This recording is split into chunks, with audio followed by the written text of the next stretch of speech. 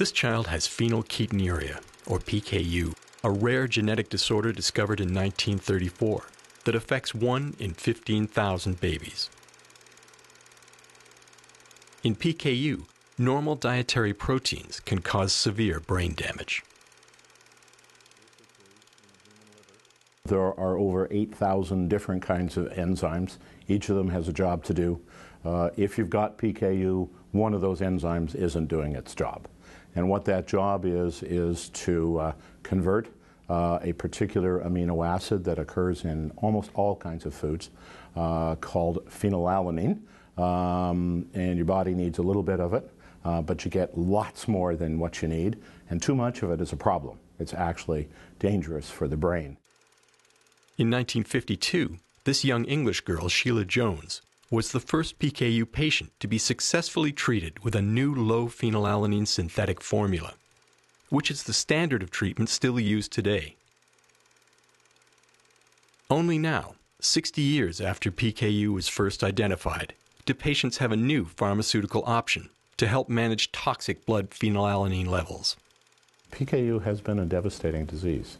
And while things are a lot better today than they have been, there's always been a struggle at each stage of trying to improve the science and improve the treatments. There's always been a struggle, and it's usually taken very persistent parents to push the system, to push the doctors, to push the government to make a difference. Today, all newborn babies in Canada are given a simple blood test at birth for PKU so that they can be treated as soon as possible, without which indetectable neurological damage occurs, and parents don't know until it's too late. My wife and I had no clue. I'd never heard of PKU, had no idea we were carriers. We felt very bad. We haven't a clue of what PKU was until she was diagnosed. It was devastating. We were really upset. I mean, your initial response is to cry, because it's overwhelming. Okay, Derek, it's time to make your juice. Glenda's son, Derek, is helping to prepare the formula he needs to take every day.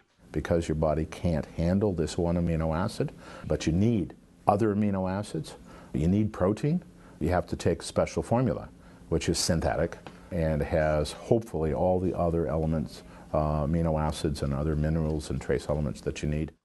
Let's talk about what the Phe-restricted diet is. You would start with a vegan diet, and then you eliminate the protein. That makes full dietary compliance extremely difficult, if not impossible. Fortunately, now PKU patients have a new treatment option. It's a drug called, official name, cypropirum dihydrochloride, brand name Kuvan, and it doesn't work for everybody with PKU, but for some patients it works well. For some patients it works very, very well. We started her on Kuvan, and after about 4 months, the teacher came and talked to us because she couldn't understand what happened because her attention was way better. He was concentrating a lot more. She was able to do a lot of tasks by herself that before she needed help. Kuvan has been approved in Europe, every country, in the United States, in Japan, and not just approved for sale, but also approved in many jurisdictions for the public health insurance coverage. Kuvan is not yet accessible through publicly funded provincial drug programs. Christian worries for his daughter, Candy. If we have to take her off Kuvan because we can't fund it, the government won't fund it, it's a huge challenge that we don't even want to think about it. So we have to be persistent parents and persistent patients to move the system so that every patient has access to every treatment tool in the toolbox that works for them. If you know something is helping your child's brain develop, you certainly don't want it to stop. What are you drawing? If his brain is going to be compromised just because he needs a drug that the government is not willing to pay, I just don't think it's fair. The existing treatments, the traditional treatments have been good, but they haven't been great. All right? Now we have the chance to raise the bar for a whole bunch of patients to get better health, a more natural diet, a less synthetic diet, a less rigorous diet, and where we'll have better learning outcomes and we'll have better health outcomes, and these people will grow up and be more productive contributors in society.